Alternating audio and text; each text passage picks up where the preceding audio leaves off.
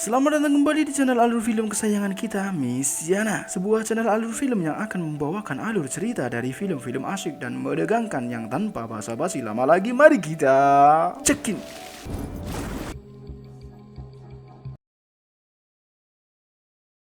Detektif Park memutuskan untuk datang langsung ke tempat kejadian perkara. Mereka menelusuri titik di mana jasad ditemukan, namun rekannya enggan turun karena bau mayat yang masih menyengat. Akhirnya dengan mengenakan masker gas dan perlengkapan keamanan lainnya, Detektif Park pun turun sendirian ke dalam gorong-gorong. Sementara itu dia berusaha mengingat orang yang pernah ia temui saat acara diskon karyawan.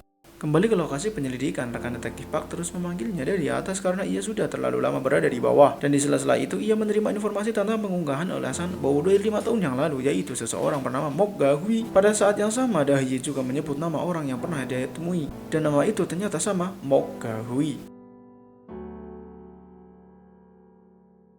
Sementara detektif Pak masih menelusuri gorong-gorong, rekannya di luar menerima telepon dari Dahye. Dahye mengatakan bahwa di Grand Place Overflower, seorang bernama Lee So-jin saat itu membawa tas biker. Baik, tas tersebut sangat laris hingga stoknya habis, sehingga Dahye harus menunggu bertahun-tahun untuk mendapatkannya. Ia baru berhasil membeli satu ketika season Returns tayang. Di sanalah Dahye bertemu dengan wanita itu yang bernama Mok Ga-hui. Di mana diketahui pada tahun 2018 tiba-tiba perempuan itu membuat keributan. Saat itu Dahye sedang berfoto bersama teman-temannya, tanpa sengaja wajah perempuan tersebut ikut tertangkap dalam foto itu. Begitu menyadarinya, perempuan itu langsung bereaksi berlebihan. Ia menghampiri Dahye dengan emosi, merampas ponselnya secara paksa, lalu mencoba menghapus foto yang menampilkan dirinya. Sikapnya yang agresif membuat suasana saat itu menjadi kacau dan menarik perhatian orang-orang di sekitar. 일로 찍자. 그래? 하나, 둘, 셋. 뭐예요? 내 얼굴 찍었잖아. 자꾸 뭐야? 아 저기요 그냥 이렇게 가서 어떡해요? 됐어. Kembali lagi kepada Dahye, ia berusaha mencari ponsel lama yang ia gunakan pada tahun 2018. Setelah menemukannya, ia langsung menelusuri foto-foto lama dari acara tersebut, berharap menemukan kembali wajah perempuan itu. Namun saat foto itu diperbesar, wajah perempuan tersebut ternyata tidak terlihat jelas. Meski begitu, ada satu detail yang tak sengaja tertangkap kamera, yaitu sebuah tato di bagian kakinya. Sementara itu di sisi lain, penyelidikan detektif Park masih menyusuri gorong-gorong yang gelap dan lembab. Dalam penelusurannya, ia menemukan sebuah pintu tersembunyi yang mengarah ke sebuah lift. Dengan nafas terengah-engah, ia masuk dan menekan tombol lantai 1. Beberapa detik setelah lift terbuka, detektif Park mendapati dirinya berada di lantai 1 sebuah mall. Para pengunjung terkejut melihat kemunculannya yang tidak biasa. Ternyata mall itu milik Presiden Direktur Choi, dan 5 tahun lalu Mok Ga-hui pernah bekerja di sana. Detektif Park mencoba meminta informasi kepada Presiden Choi, namun ditolak karena surat penggeledahan yang dibawanya tidak memiliki bukti yang cukup kuat. Ia pun memerintahkan timnya untuk menyelidiki identitas Mok Ga-hui. Salah satu rekan detektif mengaku mengenal nama itu dari daftar pencarian orang saat ia pernah bertugas bersama tim kejahatan cyber di Namdaemun. 여기 어디 있을 텐데 그 목과의 또 노른다 같이 쓴 적이 있었거든요. 여기 숨어 있었네요. Dalam brosur tersebut, Mok Ga-hui tercatat sebagai pelaku penipuan barang mewah berkas secara online dengan total kerugian sekitar 500 juta won. Namun catatan kepolisian menyebutkan bahwa ia telah meninggal 5 tahun lalu. Tim kemudian menyelidiki tempat tinggal terakhirnya. Berdasarkan laporan, Mok Ga-hui diduga bunuh diri karena terlilit hutang. Lalu terlihat rekaman CCTV menunjukkan ia hendak melompat dari apartemennya, tetapi jasadnya tidak pernah ditemukan. Meski begitu, kasusnya ditutup karena tak adanya surat bunuh diri dan tidak ada bukti bahwa ia masih hidup. Dari situ detektif Park menyimpulkan bahwa kemiripan fisik dan riwayat kejahatan tersebut bukan kebetulan. Menurutnya, Mok Ga-hui tidak benar-benar mati, melainkan hidup dengan identitas baru sebagai Sarakim. Setelahnya, detektif Park mulai memeriksa surat bunuh diri Mok Ga-hui yang dia dapatkan dari rumah tadi. Flashback ke masa lalu saat Mok Ga-hui masih bekerja di Mall Samwol. Saat itu toko sedang bersiap untuk tutup. Lampu-lampu mulai dimatikan dan para karyawan merapikan barang-barang. Namun perhatikan Mok Ga-hui tertuju pada sebuah tas mewah yang dibajang di etalase.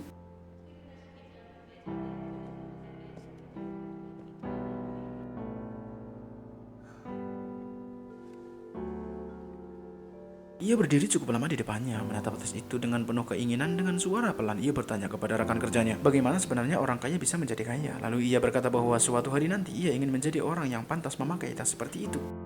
부자는 어떻게 부자가 된 걸까요? 저요 꿈이 생겼어요.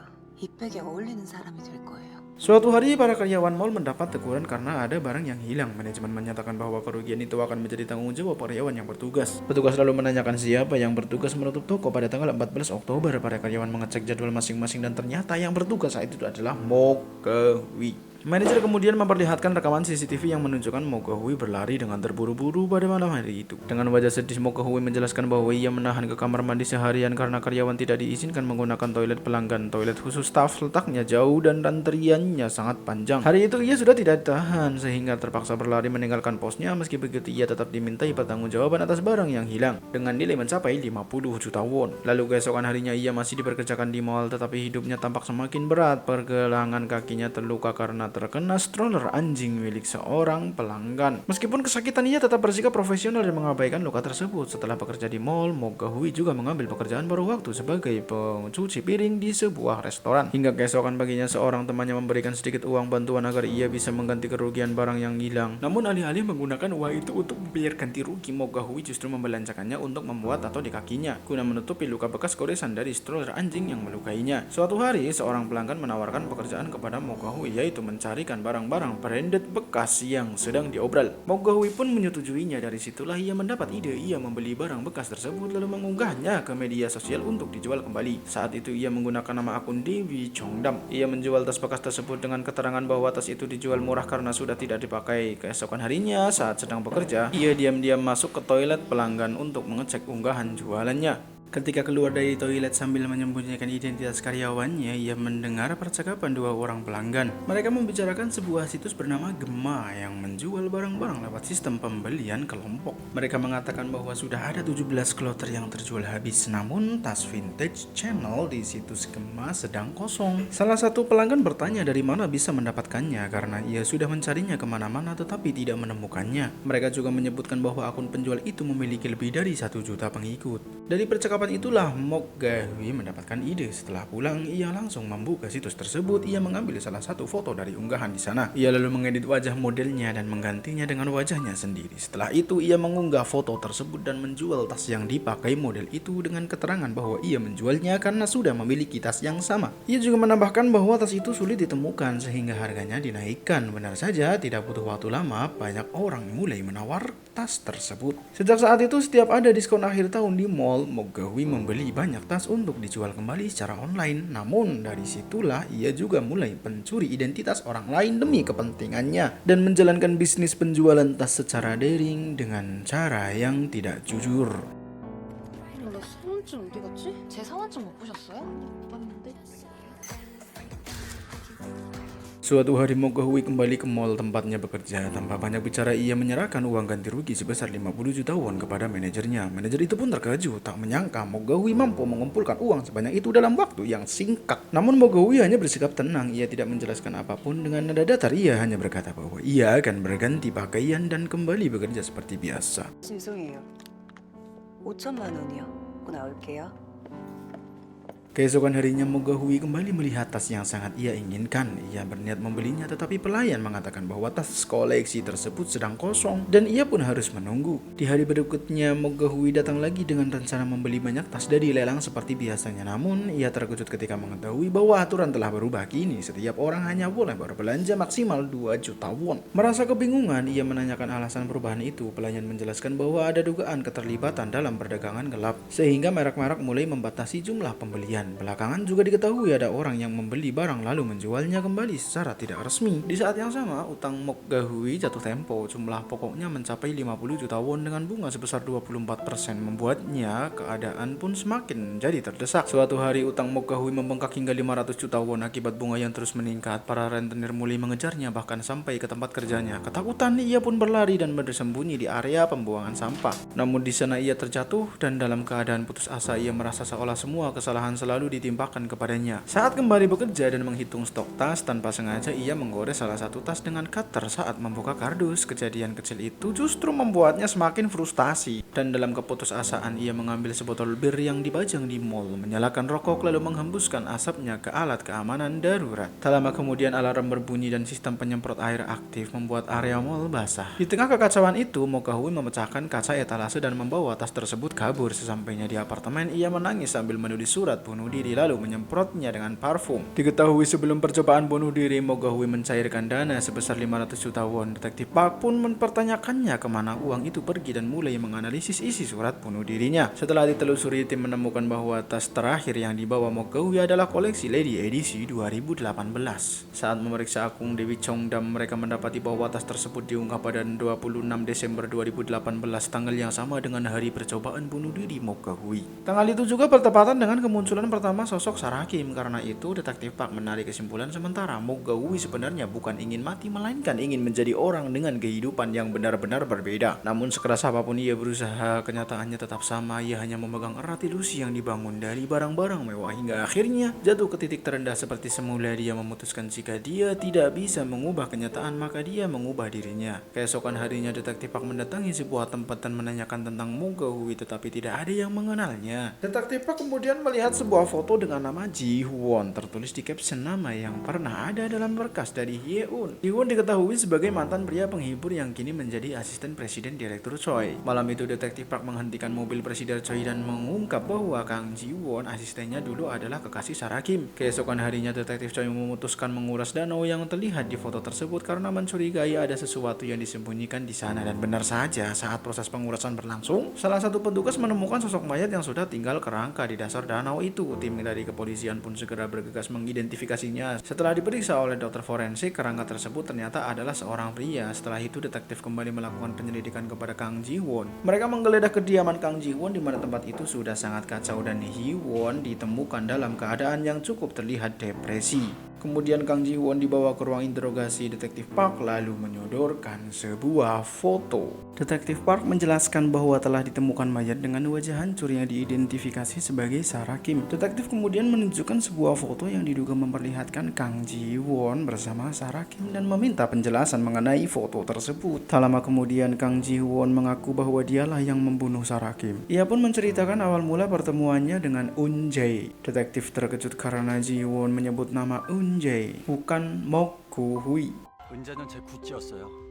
잠깐, 김은재, 사라킴 한국 이름이에요. Secara spontan, Detektif Park bertanya, bukankah namanya Mo Gahui? Ji Won menjawab bahwa Kim Eun Jae adalah nama Korea dari Sarah Kim. Detektif kemudian menegaskan bahwa Mo Gahui pun bukan nama asli Sarah Kim, karena seluruh pengalaman hidupnya termasuk sekolah dan pekerjaannya adalah palsu. Sarah Kim memanfaatkan orang-orang yang tidak memeriksa riwayat hidupnya dengan baik. Detektif menyimpulkan bahwa mungkin Sarah Kim mendekati Ji Won menggunakan taktik serupa. Namun Ji Won menjelaskan bahwa sebenarnya dialah yang mendekati Sarah Kim terlebih dahulu. Selanjutnya, dia menceritakan awal mula pertemuannya saat itu. Ji Won berkata bahwa dia hanya mendekati perempuan yang sudah menikah, dan dari sini ditemukan satu fakta bahwa Kim Eun Jae sudah menikah. Ji Won mencoba mendekati Eun Jae namun ditolak. Hingga suatu malam, Ji Won menerima pesan dari Eun Jae untuk datang ke rumahnya. Tanpa basa-basi menunggu lama, Ji Won segera menuju kediaman Eun Jae. Sesampainya di sana, ia melihat Eun Jae tampak terburu-buru. Eun Jae meminta Ji Won untuk melepas sepatunya agar bisa dipakai oleh Eun Jae, kemudian mengajaknya pergi ke suatu tempat yang ternyata Eun Jae sangat ingin makan tteokbokki, tetapi suaminya melarangnya karena ia harus menjalani diet ketat. 이 시간에 정말 떡볶이만 어린 놈 한번 따먹어 보려고 그런 건 아니고? 연락할 때가 너밖에 없었어.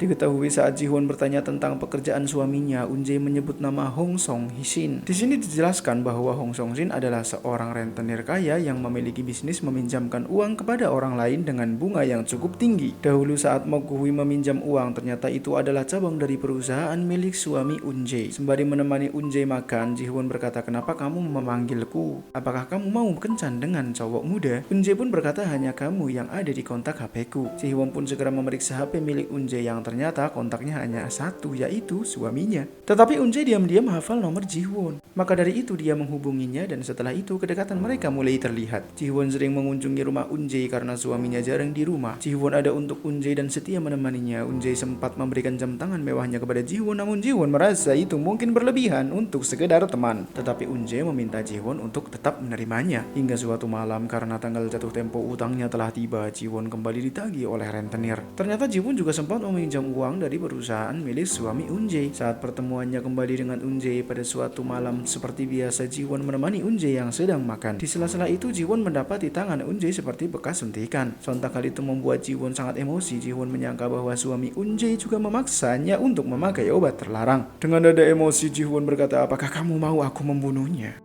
어제 그 새끼가 씨발 너한테 하다가 아니라니까. 아닌 게 뭐가 아니야 이거. 아 너 왜 이러고 살아? 너 병신이야? 죽여줄까? Unje tampak tak mengerti dengan perkataan Ji-won, lalu Ji-won menegaskan bahwa dia ingin membunuh suami Unje. Ji-won sangat bertekad dengan ucapannya karena dia berpikir bahwa jika dia membunuh tua bangka itu, maka semua warisan akan menjadi milik Unje dan Unje akan terbebas dari peraturan yang tak masuk akal. Malam berikutnya Ji-won sudah bersiap dengan rencananya saat dia hendak menikam suami Unje yang kebetulan sedang bersama Unje. Akan tetapi pada akhirnya tikaman itu malah mengenai Unje. Karena shock, Ji-won lalu segera pergi dari situ. Singkatnya, setelah semua peristiwa berlalu dan Unje pulih dari sakitnya, ia pun kembali menghubungi Ji-won. Ji-won mengatakan bahwa Unje telah banyak berubah dalam beberapa tahun terakhir, baik dari segi gaya pakaian, kepribadian maupun cara berbicara. Dan pada saat itulah Unje mulai menggunakan nama Inggrisnya yaitu Sarah Kim, lalu mengubah identitasnya. Unje melakukan hal tersebut semata-mata untuk melepaskan diri dari suaminya dengan mengganti identitas agar tidak dikejar dan tidak dikenali olehnya. Dia mau menjalani kehidupan yang baru. Begitu Baudir sudah mapan, Sarah Kim mau Ji-won yang urus salah satu tokonya. Jadi dia datang atas panggilan Unje atau Sarah Kim sendiri, dan dengan mengikuti instruksi dari Unje, Ji-won kemudian mendekati Prestige Choi Cha-u. Ji-won berkata bahwa dia dan Unje sudah membuat kesepakatan akan hidup bersama. Pada saat itu Unje berkata bahwa dia mendatangani rumah barunya dengan nama Ji-won. Sontak Ji-won sangat terkejut. Unje berkata untuk memulai dari awal dan melupakan masa lalu. 받아, 선물. 키 말고 집. 여기 네 명의로 계약했어. 뭐? Mendengar itu Ji-won terdiam, lalu karena tidak enak hati Ji-won mengatakan hal yang sebenarnya bahwa dahulu dia mencuri kunci mobil Unje dan berpura-pura menemukannya agar dia bisa mendekati Unje, tetapi Unje menjawab dengan santai bahwa dia sudah mengetahui hal itu. Setelahnya Ji-won kemudian melancarkan aksinya dengan mendekati Prestige Choi sesuai dengan arahan Unje, termasuk saat pada waktu itu hari di mana Prestige Choi mengunjungi butik milik Sarah Kim. 그쪽도요.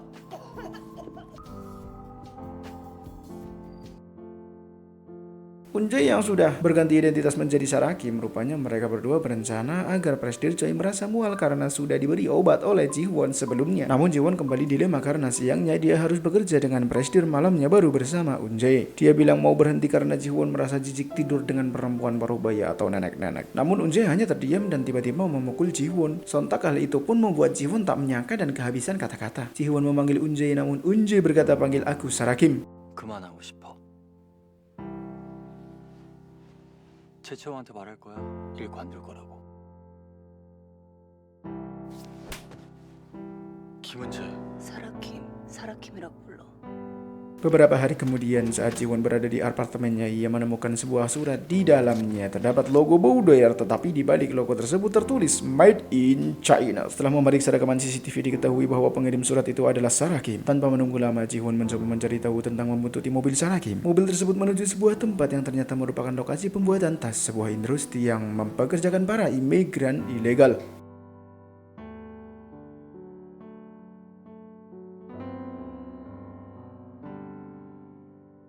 Menyadari hal itu, Ji-won mulai menelusuri identitas Unje yang kini dikenal sebagai Sarah Kim, termasuk latar belakang pendidikan dan yang diklaim sebagai lulusan Oxford. Dari situlah Ji-won mengetahui berbagai kebenaran tentang Sarah Kim. Namun ia tidak dapat berbuat apa-apa karena pada akhirnya ia justru menyukai Sarah Kim. Perasaan itu membuatnya tidak tega menyebarkan informasi palsu tentang perempuan yang dicintainya. Dan hal yang paling menyakitkan bagi Ji-won adalah kenyataan bahwa Sarah Kim mengetahui perasaannya, tetapi tetap saja untuk mengkhianatinya. Di mana diketahui Ji-won hanyalah alat untuk menyukseskan rencana Sarah Kim. Setelah itu Ji-won meminta bantuan temannya untuk mendapatkan nomor mantan suami Sarah Kim, Hong Song-shin. Ia mengatakan kepada Hong bahwa dirinya dan Unje telah merencanakan pembunuhan terhadapnya. Ji-won juga memberitahukan bahwa Unje menggunakan identitas palsu untuk menikah dengan Hong. Singkatnya, beberapa hari kemudian Ji-won melihat berita tentang penemuan mayat di sebuah selokan. Begitu melihatnya, ia mengetahui bahwa mayat tersebut adalah Unje. Lalu detektif kemudian bertanya apakah berarti Hong Song-shin yang membunuh Unje atau Sarah Kim? Namun Ji-won menjawab bahwa bukan Hong pelakunya, melainkan dirinya sendiri. Akan tetapi pengakuan tersebut tidak dapat dibuktikan karena Ji-won benar-benar telah dibutakan oleh cinta. Setelah itu detektif Park memutuskan untuk mendatangi kediaman suami Unje, Hong Song-shin. Hong menceritakan bahwa ia pernah mengalami gagal ginjal setelah menjalani pemeriksaan di rumah sakit. Satu-satunya jalan adalah transplantasi ginjal. Namun tidak ada seorang pun dari orang-orang terdekatnya yang bersedia menjadi donor. 하지만 같은 배에서 나온 형제, 이혼한 아내, 집 나간 자식, 40년을 알고 지낸 친구한테 Pada saat itulah ia bertemu dengan Unje yang saat itu menggunakan nama Dua. Mereka bertemu di sebuah bar, tempat Dua bekerja sebagai pemandu wanita atau LC. Karena frustasi dengan masalah kesehatannya, Hong sempat mengamuk hingga membuat semua pelayan di sana kabur kecuali Dua. Ia tetap tenang dan mencoba berbicara dengan Hong. Merasa nyaman, Hong pun menceritakan semua masalahnya kepada Dua. Tanpa banyak basa-basi, Dua mengatakan bahwa ia bersedia mendonorkan ginjalnya kepada Hong. 제가 이식해줄게요. Tentu saja hal itu membuat Hong sangat terkejut. Dua kemudian meminta bayaran sebesar 500 juta won sebagai kesepakatan. Setelah itu Dua melanjutkan penjelasannya. Ia ingin melakukan pernikahan palsu dengan Hong. Karena Hong tidak percaya dengan perkataannya, Dua mengatakan bahwa pembayaran bisa dilakukan setelah semuanya selesai. Dan sejak saat itulah Dua mulai masuk ke kehidupan Hong sebagai istrinya. Mereka pun melangsungkan pernikahan dengan Dua menggunakan identitas baru yang dipulihkan oleh Hong, yaitu Kim Unjae. Di mana untuk bisa mendonorkan syaratnya adalah suami istri yang sudah menikah selama setahun. Jadi Hong menuliskan pernikahan mereka sudah berjalan selama 2 tahun dan dari situ pula identitas pendidikan Unjae. Hong lah yang membantu untuk memalsukannya. 옥스퍼드? 누가 전공 관련해서 논문 대필해서 옥스퍼드 졸업했다는 한 문장. 반값만 살 것 같은데요? 너의 부정보다 솔직하면 사람들은 너의 무주보다 재력만 기억할 거야. Kemudian Hong memberikan kartu dan menyuruh Unjae untuk berbelanja baju agar tak dikenali mantan perempuan bar. Dan mulai dari sini terungkap satu fakta lagi di mana bekas suntikan tersebut bukanlah obat terlarang melainkan cek medikal Unjae untuk proses pendonoran ginjalnya. Suatu hari Hong bercerita kepada Unjae tentang asal usulnya kenapa dia bisa membuka pinjaman dan menjadi rentenir yang kejam. Dia menceritakan bahwa saat dia masih muda temannya selalu mengejeknya dengan mengejek bahwa keluarga Hong adalah rentenir. Namun suatu waktu temannya itu bangkrut dan dia datang kepada Hong untuk meminjam uang. Dan dari situ Hong meminjamkan uang yang sangat banyak hingga tak bisa melunasinya. Sampai temannya itu mati dan anak-anaknya lah yang mewarisi hutang itu. Suatu hari anak itu membawakan pohon pinus. Dia berkata bahwa pohon bonsai pinus itu bernilai tinggi seharga kurang lebih 500 juta won. Lalu diberikan kepada Hong untuk melunasi hutang. Hubungan mereka baik-baik saja. Mereka melewati hari-hari dengan baik tanpa disadari Hong Unjae ternyata lebih mengenal dirinya daripada dia mengenali dirinya sendiri. Dan di suatu waktu saat Unjae dan Hong sedang mengobrol, tiba-tiba seseorang berusaha menikamnya namun malah terkena Unjae. Unjae pun lalu dilarikan ke rumah sakit dan singkatnya Unjae telah pulih sementara Hong keadaannya semakin memburuk. Untuk berjaga-jaga Hong membuat surat wasiat bahwa jika dia mati semua hartanya dia wariskan kepada Unjae istrinya. Singkatnya hari pendonoran pun tiba. Setelah Unjae menemani Hong di rumah sakit dia berkata akan pulang ke rumah dahulu untuk membereskan barang-barang yang perlu dipersiapkan. Namun saat itu pula Hong mengetahui kebenarannya bahwa salah satu anak buah Hong mengenali Unjae sebagai Mok Kuhui. Dan dari situ pula Hong mengetahui bahwa Unjae terjerat banyak hutang, makanya dia bekerja sebagai LC di sebuah bar dengan memakai nama lain yaitu Dua. Dan hari itu Unjae kabur sebelum mendonorkan ginjalnya, namun tak lama Unjae bisa ditemukan dan ditangkap oleh anak buah Hong. Namun Hong berkata agar melepaskannya. Hal itu lantas membuat Unjae menangis terseduh-seduh. 사귀시려고 처음부터 돌려보내. 예? 또 이런 게 없으니까 가주기로 한 건 난데 그게 어떻게 사기야? Kemudian pada akhirnya Unjae tetap menepati janjinya untuk mendonorkan ginjalnya. Lalu setelah itu Unjae menghilang dengan membawa pohon pinus bonsai seharga kurang lebih 500 juta won. Kembali kepada detektif Park, ia kemudian melihat berkas bukti donor dari Hong. Kemudian setelah diingat-ingat mayat yang ditemukan tak ada berkas operasi di mayat itu, yang artinya Sarah Kim masih hidup. Kemudian detektif Park berpamitan dan hendak langsung ke kantornya. Mereka kemudian memiliki kesimpulan baru dari data-data yang sudah mereka ketahui bahwa perbuatan pelaku mengikuti pola menipu dalam jumlah besar, memalsukan kematiannya pakai identitas baru dan mulai penipuan yang lebih rumit lagi. Tak lama kemudian detektif bermaksud untuk mencari tahu apakah perusahaan Bowdoir ada di daftar geledah. Namun saat ke divisi kejahatan keuangan, mereka malah memarahi detektif Park karena ada uang masuk ke perusahaan itu 15 miliar yang digelapkan Jong Yojin. Petugas divisi itu kemudian menyalahkan detektif Park karena mengapa selama penyelidikan dia tak membekukan keuangan perusahaan itu. Namun detektif Park rupanya juga baru mengetahui hal itu. Lalu detektif Park meminta catatan transaksi Bowdoir karena keterkaitan Bowdoir dengan perusahaan Nox. Maka dari itu saling berkaitan dan mungkin dengan menyelidiki lebih lanjut maka akan ketemu pelakunya. Setelah itu detektif Park pergi menemui atasannya dan meminta izin untuk menyelidikan lebih lanjut. 책임지고 잡을 수 있도록 도와주십시오. 아무것도 없다고? 근데 날더러 확실하게 받아낼 수 있습니다. 이거 기회 아니면 나락이다. 감사합니다. Keesokan harinya, Detektif Park mengadakan konferensi pers guna mengungkap pelaku yang mengubah nama, usia kewarganegaraan, pekerjaan, dan latar belakang pendidikan setidaknya sebanyak 3 kali. Maka dengan itu, mempertimbangkan intensitas kejahatannya, detektif meminta pencarian publik terhadap tersangka dan siapapun yang mengetahui identitas asli tersangka atau baru-baru ini melihatnya untuk segera menghubungi kepolisian Seoul. Namun tiba-tiba rekannya dengan panik menemui Detektif Park dan berkata Sarakim saat ini berada di kantor kepolisian dan datang dengan sukarela.